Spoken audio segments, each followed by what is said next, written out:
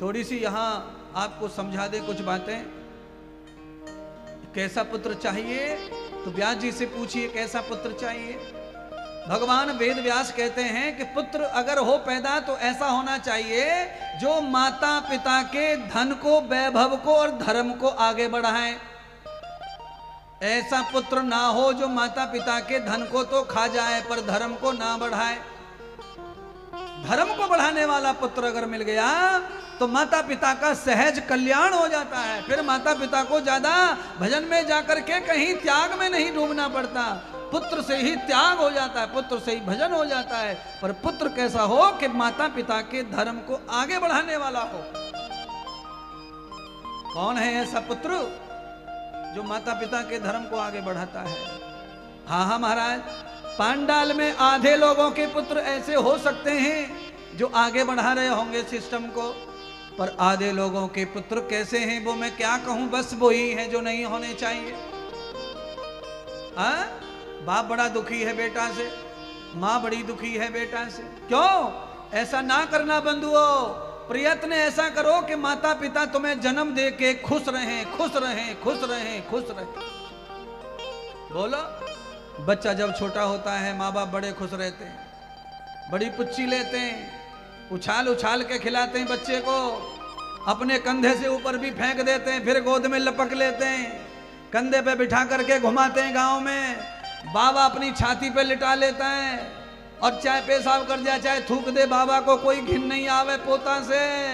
पर ये बाबा जो तू खिला रहा है, पिला रहा है, निला रहा है, धुला रहा है, कंधे पे लेके चॉकलेट खिला रहा है, दुकान पे जाकर के कुछ भी खिला रहा है, कम से कम इसको ये तो सिखा गोद में डाल करके, बेटा तेरी जरूरत है मुझे जवानी में, तू जैसे जैसे बड़ा होगा मैं वैसे वैसे बूढ़ा होऊंगा। आज बेटा तू छोटा है, मैं जवान हूं, मैं तुझे लिए लिए घूम रहा हूं। जब बेटा मैं छोटा हो जाऊंगा बूढ़ा होके, तब मुझे तू भी ऐसे गोद में लेकर के घूमना, गांव का दर्शन कराना और अपनी गाड़ी पर साइकिल पर कंधे पे बिठा के ले जाना और सुक्का की घड़ी में कथा सुनवा के ले आना, महात्माओं के दर्शन करवा के ले आना। ये भी कान में कुर्र करते रहो अपनी औलाद के। सिखाने से सब आ जाता है औलाद पे माता बहनों। आप ऐसा मत समझना महाराज हम तो बढ़िया बात ही सिखावे छोरा छोरी ने, पर बात कहां मानने छोरा छोरी ना, ऐसे नहीं मानेंगे महाराज। कैसे मानेंगे महाराज? फिर सुनो, एक और दृष्टांत सुनाते हैं कैसे मानते हैं सब लोग, कैसे मानते हैं। 7 साल के लव कुश ने हनुमान जी को पेड़ से बांध दिया, लक्ष्मण जी को भी पेड़ से बांध दिया। अब बोलो, अतुलित बल धामा अंजनी पुत्र पवन सुत, अतुलित बल धामा, अतुलित जिसका कोई तौल नहीं है, नाप नहीं है, इतना बलवान हनुमान, और 7 साल के बालक सीता के, और बांध दिया पीपल से। कैसे बांध दिया? सीता के पुत्र हैं वो, ऋषि के आश्रम में जन्म हुआ है उनका, राम का अंश है और सीता के वंश में पैदा होकर के माता ने निर्माता कर दिया, माता ने निर्माण ही ऐसा कर दिया। सीता माता ने उनको जो ज्ञान दिया, जो ज्ञान दिया, जो ज्ञान दिया, जो बल दिया, 25 साल के पहलवान में न हो वो बाल 7 साल के बालकों में आ गया सब। मनु महाराज कहते हैं माता निर्माता भवती, अर्थात मां ही बच्चे का निर्माण कर सकती है। मां बेटे को कायर कर दे या कर दे बलवान, कामी क्रूरी ब्रह्मचारी या कर दे बेईमान। मां के हाथ में हमारा सारा खेल है बच्चों के निर्माण का। पिता के हाथ में कितना है? तो कहा पिता के हाथ में खाली 10% है बच्चों का निर्माण। अनाज ले आओ, साग ले आओ, सब्जी भाजी ले आओ, स्कूल में फीस भर दो, इतना काम है पापा का। और माँ का काम क्या है? माँ का काम है छाती से लगा के सोती है, निलाती धुलाती पढ़ाती खिलाती। इसीलिए माँ चाहे तब निर्माण कर सके, जितना चाहे निर्माण कर सके। बहुत निर्माण, दुनिया भर का निर्माण। एक लड़के को जेल हो गई, फांसी की सजा हो गई। एक लड़के को जेल हो गई, फांसी की सजा हो गई। फांसी लगाने के लिए जल्लाद लेके आया, फांसी पे चढ़ाने के लिए। अंतिम इच्छा पूछी, क्या इच्छा है अंतिम? फांसी चढ़ रही उस लड़के ने कहा मुझे मां का दर्शन करना है, मां का दर्शन कराओ। मरने वाली की इच्छा पूरी कर दी, मां को बुलाया गया। जल्लाद को यह अनुभव हो रहा था कि मरते मरते ये पापी दुष्ट आत्मा मरते मरते एक अच्छा काम करके जा रहा है कि अपने मां को याद किया है और मां का दर्शन करना चाहता है। जैसे ही बंधुओं मां सामने आई, उस दुष्ट लड़के ने क्या किया, अपनी मां के गाल पे थप्पड़ मार दिया। थप्पड़ मारा तो पुलिस वाले खड़े थे, जल्लाद खड़ा था, सब अचंभे में पड़ गए, सब थू थू करने लगे। अरे मूर्ख पापी, आज फांसी पे चढ़ने वाला था, मरते मरते कम से कम एक काम अच्छा करके जाता, अपनी मां के पैर छू के जाता, पर तूने थप्पड़ मारा। मरते मरते भी पाप करके जा रहा है पापी। जल्लाद ने पूछा ये बता तूने थप्पड़ क्यों मारा? बस अब समझ लो राज की बात क्या है। फांसी पे चढ़ने वाले ने कहा कि थप्पड़ मैंने अपनी मां के गाल पे इसलिए मारा कि मेरी मां के कारण ही आज मैं फांसी पे चढ़ रहा हूं। जल्लाद ने पूछा मां ने क्या किया जो तू फांसी पे चढ़ रहा है मां के कारण?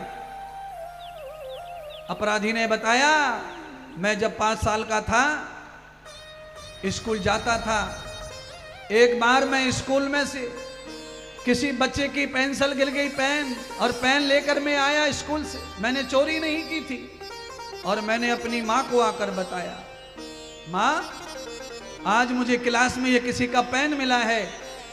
तो मां ने ये कहा कि तू अपने बैग में रख ले, तेरे पढ़ाई के काम आएगा। पर मां ने ये नहीं कहा था कि जिसका है उसे कल जाके वापस दे देना। दूसरे दिन मैं गया तो मैंने किसी की पेन को देखा बैग में, मैंने बैग में से पेन निकाल लिया, यानी चोरी कर लिया, और अपनी मां को फिर मैंने कहा मां आज मैं बैग में से पेन लेके आया हूं चुरा के। तो भी मां ने वही कहा कि अपने बैग में रख ले, तेरे पढ़ने के काम आएगा। मैं एक दिन किसी की किताब भी चुरा के लेके आया, मां को बताया था मां मैं किताब लाया हूं चुरा के। बेटे ने कहा कि फिर मेरी मां ने वही कहा कि बैग में रख ले, तेरे पढ़ने के काम आएगी। धीरे धीरे मैं बड़ा डाकू बन गया और आज फांसी पे चढ़ रहा हूं। पहले दिन जब मैं पेन चुरा के लाया था, मैंने मां को बताया था, उसी दिन मां मेरे गाले पे थप्पड़ मार देती और पेन वापस कर देती, तो आज ये मां के गाले पे ना थप्पड़ पड़ता ना मुझे फांसी चढ़ती।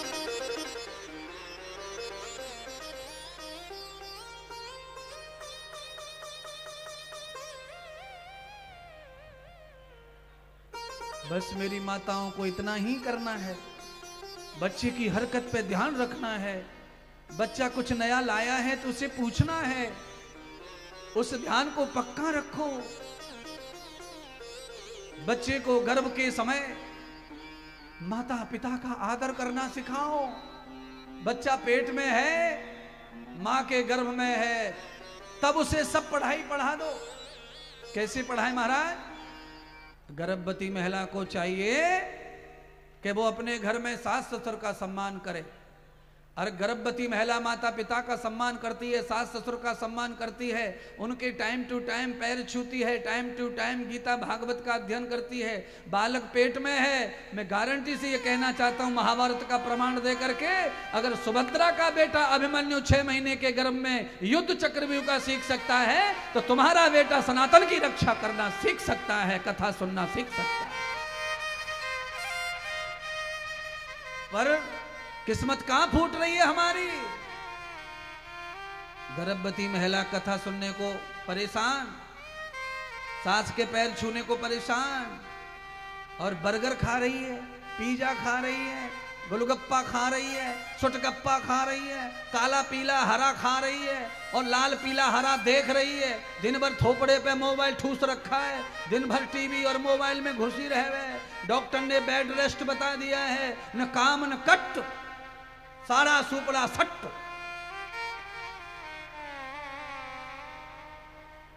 अब बोलो, समय आ गया, 9वां महीना आ गया, बच्चा पैदा होना है, बच्चा बाहर आना चाहता नहीं है, अटक गो बच्चा पेट में, फंस गया, क्योंकि बच्चा घूमा ही नहीं गर्भ में। रोज बच्चा जो है घूमना चाहिए गर्भ में, 108 बार घूम जाना चाहिए। और बच्चा तब घूमे जब मैया घूमे, मैया ही ना घूम रही तो बच्चा कहां से घूमेगा। और सास तो है ही, पोते का मुंह देखना है, बादाम के काजू के घी डाल के लड्डू बना के बहू को दे बहू, ले बहू, ले बहू, ले बहू।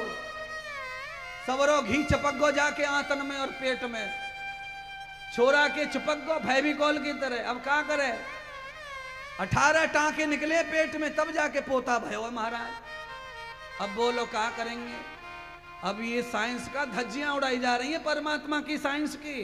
परमात्मा ने कहा है कि दुनिया में कोई भी पैदा होगा, जरनेट होगा, उसको ऑपरेशन की कोई जरूरत नहीं है। 84 लाख शरीर हैं, उसमें से आधे मादाएं स्त्रियां, बकरी समझ लो, गाय समझ लो, आदि आदि ये सब स्त्रियां हैं। अब बताओ कहां हो रही है इनकी डिलीवरी, कौन डॉक्टर लग रहा है इनके पीछे। और हम और तुम सब पैदा हो गए, कहां डॉक्टर धरे थे महाराज पैदा करने को।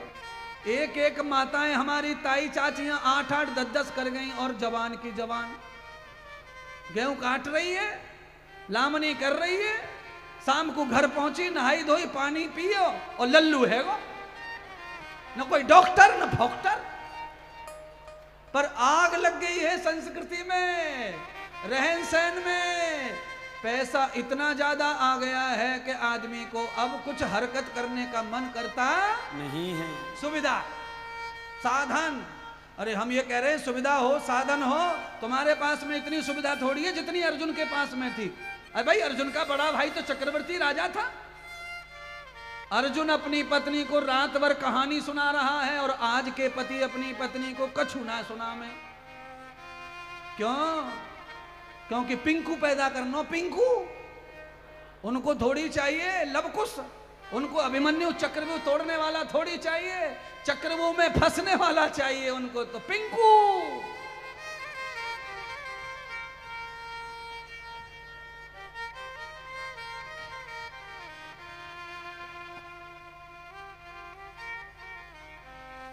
पिंकू का मतलब होता है टीवी में आने वाला कार्टून, वो पिंकू नाम होता है उसका।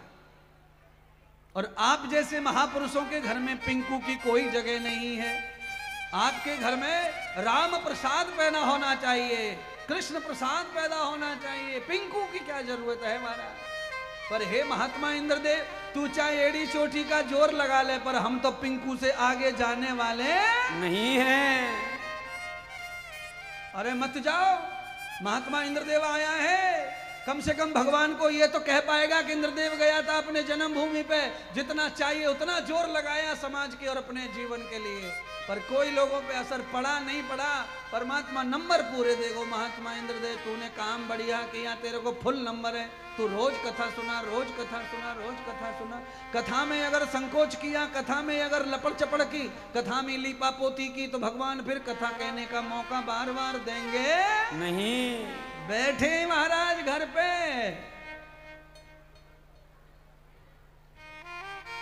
और हम कथा कहते हैं, तो ही तो अमेरिका कथा के आए, तो ही तो न्यूजीलैंड के आए, तो ही तो ऑस्ट्रेलिया के आए। ना कहते तो कुछ ना कहते, लपड़ी चपड़ी में तो यहीं पड़े रहते, यहीं करते रहते कब कोने में चुकड़म चुकड़म। परमात्मा को ये जरूरत है, प्रभु चाहते हैं कि ज्यादा से ज्यादा तू अपनी बात कहे, मेरी बातों को तू कहे, क्योंकि तू ही माध्यम है। और तेरे जैसे करोड़ों महात्मा पंडित आचार्य मैंने धरती पर भेजे हुए हैं, जो लोगों को संदेश देते हैं, उपदेश देते हैं और रास्ते पे लाना चाहते हैं। भाई आ जाओ, गलती होती है, गलती कोई बात नहीं, गलती का प्रायश्चित सुधार है, दोबारा ना हो ये जरूरी है। और ये कथा से सीखने को मुझे भी चाहिए और आपको भी चाहिए।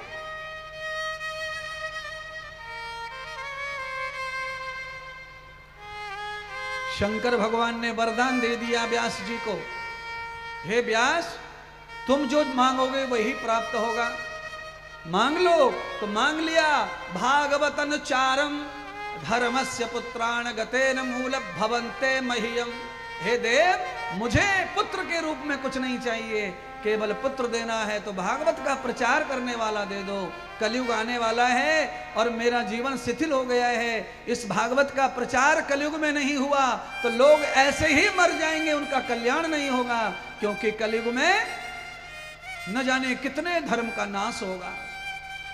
ये भागवती एक माध्यम बनेगा जो लोगों का इलाज करेगा कलयुग में। इसलिए हे परमात्मा, कलयुग के उद्धार के लिए मुझे धर्मात्मा आचार्य प्रदान कर दो जो धर्म का प्रचार करे। तो भगवान शंकर ने सोचा, ध्यान किया, निश्चय किया। शंकर भगवान ने यह सोच लिया कि मैंने अगर कोई दूसरी आत्मा को भेज दिया तो फिर धरती पर, पाप लोक पर, मृत्यु लोक पर महात्मा शंकर को आने का अवसर फिर कभी मिलने वाला नहीं है। अच्छे काम के लिए हमेशा आदमी को स्वयं को ही आगे खड़ा करना चाहिए प्यारे बंधुओं। पर हो क्या रहा है, हो क्या रहा है? लालच, माया, गंदगी, इसके लिए लोग आगे बढ़ते हैं और जब कोई कहे कि धर्म का काम है तो लोग पीछे हटते हैं। और भागवत क्या कह रही है, शंकर क्या सोच रहे हैं? शंकर कह रहे हैं कि पहली बार मौका मिला है धरती पे भागवत सुनाने के लिए, तो अब किसी का नंबर नहीं आने दूंगा, मैं स्वयं ही जाऊंगा और सबको भागवत सुनाने का अवसर मैं प्राप्त करूंगा। अब शंकर इस बात की चिंता में डूब गए कि मौका तो अच्छा है पर मैं धरती पे जाऊं तो जाऊं कैसे? मैं तो ब्रह्मा हूं, मैं तो ब्रह्म हूं, परमात्मा हूं, और परमात्मा धरती पे कैसे जाए? तब शंकर के दिमाग में आइडिया आया कि आज भागवत सुनकर के वो तोता आया है जो मेरा दुश्मन बन गया है। धर्म की रक्षा करने के लिए शंकर ने दुश्मन को भी अपना बना लिया, तब ही धर्म की रक्षा होती है। अगर धर्म की रक्षा करने में हम आपस में ही दुश्मन हो जाएंगे तो धर्म की रक्षा नहीं होगी। राक्षस तुम्हें हरा देंगे, दुष्ट तुम्हें हरा देंगे, और दुश्मन भी अपना बना करके जब तुम लड़ोगे तो धर्म की रक्षा हो सकती है हमारा। इसीलिए ज्यादा से ज्यादा दुश्मन न होकर के तुम्हारे मित्र होने चाहिए। कोई दुश्मन हो भी गया है स्वार्थ बस, वो भी तुम्हारा मित्र हो जाए, उसी योजना में रहो, उस योजना में रहो। कभी प्रतिशोध की योजना में मत आइए, नहीं तो धर्म रुक जाएगा, कार्य रुक जाएगा। दुश्मन को भी मित्र के बराबर बनाओ, न बने तो बनाने का प्रयत्न करो। दुश्मन भी जब मित्र बन जाएगा तो धर्म की योजना आगे जाएगी, धर्म रक्षा होगी महाराज। भगवान श्री कृष्ण ने महाभारत में यह ज्ञान सबको दिखाया करके, राम जी ने रामायण में यह ज्ञान करके दिखाया। सीता का हरण हो गया, लंका सीता चली गई, राम अपनी सेना लेके भी लंका में पहुंच गए। उसके बावजूद भी पत्नी को हरण करने वाले दुष्ट रावण को भी राम जी कह रहे हैं कि अभी संधि कर लो, अभी मित्रता कर लो, नहीं तो तुम्हारा नाश होगा। अरे धर्म की रक्षा के लिए मित्र बनो, मेरे मित्र बनो। पर अंत तक वो मित्र नहीं बना। राम जी ने बहुत प्रयत्न किया, अंगद को भेजा समझाने के लिए, नहीं माना, तब युद्ध हुआ। इतना शास्त्र कहता है, जीवन बचाना है, अपने कार्यों को बचाना है, धर्म को बढ़ाना है, सनातन को बढ़ाना है तो दुश्मन नहीं बनाना है, मित्र ही बनाना है। दुश्मन को भी मित्र बनाओ। सुखदेव जी के रूप में भगवान शंकर अवतार लेना चाहते हैं, पर अवतार के लिए कोई धर्मात्मा आत्मा नहीं मिल रही है। तब शंकर ने ध्यान किया कि आज ही कथा सुन के तोता जो आया है वो अरणी के गर्भ में है, अब मैं उसे क्यों ना मना लूं। शंकर भगवान तोते की स्तुति करने लगे। आहा, कितनी बढ़िया बात। आप सब लोग कथा समझो, केवल हम और आप ही नहीं भगवान का भजन करते, जरूरत पड़ने पर भगवान भी भगत का भजन करता है, भगवान भी भगत को भजता है आवश्यकता पड़ने पर। अच्छा बोलो, हमेशा पिताजी बच्चे को आवाज लगाते हैं, ओ कैलाश कैलाश, ओ लल्ला, ओ छोरा। ये केवल बाप नहीं करता, हमेशा बेटा भी करता है। पिताजी पिताजी पिताजी पिताजी, केवल बेटा ही नहीं करता, पिताजी पिताजी, बाप भी करता है जरूरत पड़ने पर। अरे लाला मेहमान आ गए, छोरा कहाँ जा रहा, पानी लेके आ, चाय लेके आ। ऐसे मेरे परमात्मा भी आपका ध्यान करते हैं, आपकी पुकार करते हैं, आपकी याद करते हैं, आपको बुलाते हैं, आपका नाम निकालते हैं। शंकर भगवान ध्यान करने लगे, हे सुख, ए सुखदेव बाहर आओ, तुम्हें मारेंगे नहीं। इस नरक के शरीर से, इस पक्षी के शरीर से, कीड़ा मकोड़ा खाने वाले शरीर से तुम्हें मुक्त कर देंगे और तुम्हारा उद्धार कर देंगे। तोता बाहर आ गया। भगवान सुखदेव जी ने तोते को इस नरक शरीर से मुक्त कर दिया।